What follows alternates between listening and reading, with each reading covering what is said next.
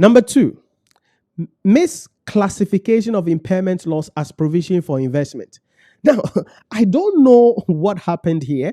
Yeah, the Controller Accountant General made a statement about why he did this, but I want you to pay attention carefully here because when there is impairment losses are written off. We don't provide for impairment losses for investment. You know this. When there is impairment, you don't make provision for impairment because provision is that there is a present obligation. You owe someone, you're going to be paying for it sometime in the future, and so you are making provision for it now so that when it becomes due for payment, then you pay for it. Impairment loss means that the value of the assets that you have has reduced, and hence you have to write it down to reflect it, and that must be done in the statement of financial performance. But for some reason, the Controller Accountant General misclassified impairment losses as provisions for investment. So let's look at what the Auditor General said. The audit identified that Controller Accountant General, during the consolidation of the 2024 whole of government account, recognized an amount totaling 74 billion as provisions in relation to investment instead of correctly classifying it as an impairment loss in accordance with IPSAS 41. This amount was split between current liabilities and non-current liabilities. Look at it. Because you see, IPSAS 41 requires entity to measure the loss allowance for a financial instrument at an amount equal to lifetime expected credit losses if the credit risk has significantly increased since initial recognition, and to recognize this in surplus or deficit as an impairment loss or gain. In contrast, IPSAS 19, which is provision, defines provision as a liability of uncertain timing or amount resulting from past events.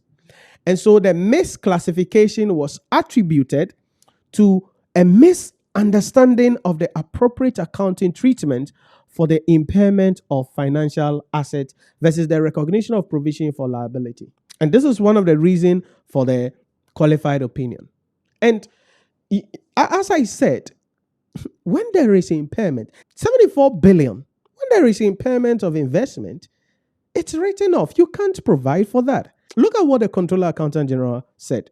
The Controller Accountant General acknowledged the recommendation, explaining that these provisions were in the books of state-owned enterprises and require thorough assessment and parliamentary approval for write-offs. Now, so look at what the Auditor General said.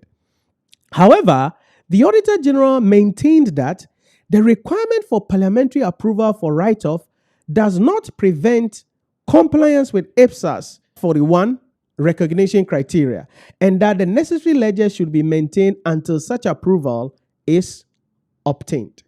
And so, yes, Controller Accountant General, Auditor is saying that, hey, listen, I understand what you're saying. It's in the state enterprises, their books. We need a thorough assessment, parliamentary approval for it to be written off. But that is not what IPSAS 41 says.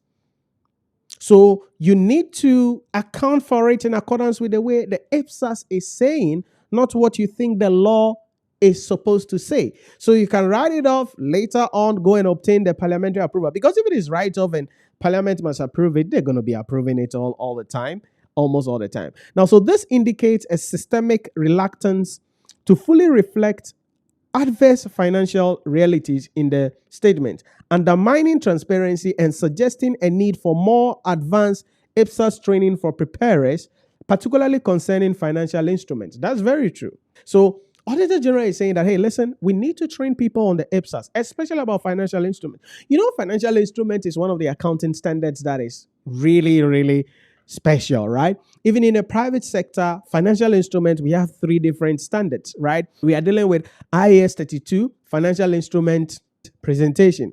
Then we have IFRS 9, that is financial instrument measurement and recognition. Then we have financial instrument disclosure. And financial instrument is, one of the trickiest accounting standards. So Auditor General is saying that, hey, listen, Controller Accountant General, you cannot provide for something that is supposed to be written off in accordance with the standard, although you claim to be waiting for parliamentary approval. And that is the second issue that you need to understand. So again, you are seeing the correlation between what the standard says and what the law is saying. And so the best practice that the Auditor General is putting across here is that, hey, listen, yes, number one, you are breaching the rules of 41. The thing is not a liability that you provide for it. It is not like, oh, government, these state entities owe somebody 74 billion Ghana cedis. It's not that they owe someone 74 billion Ghana cedis, so provide for it. No, because what the Controller Accountant General agreed and did in the books was to the effect that the state-owned enterprises owe people 74 billion Ghana cedis, but they don't owe anybody. It was an impairment of their investment. So you don't provide for that. You have to write it off in the financial statement in accordance with IPSAS 41. And that is what we must understand.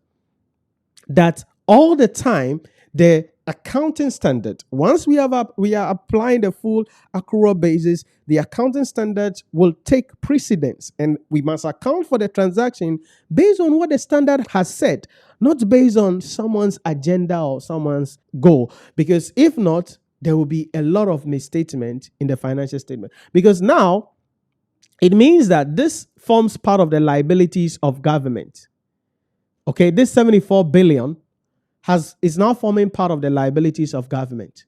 But it's not part of the liabilities of government. So if somebody is looking at the financial statement of Ghana for the year ended 31st December, and they are calculating gearing or debt per capita, and they decide to look at all the debt of the country, then the debt has been overstated by 74.2 billion, which is not supposed to be the case. And so that is why the Auditor General said, hey, listen, on the basis of this, I'm going to issue a qualified opinion.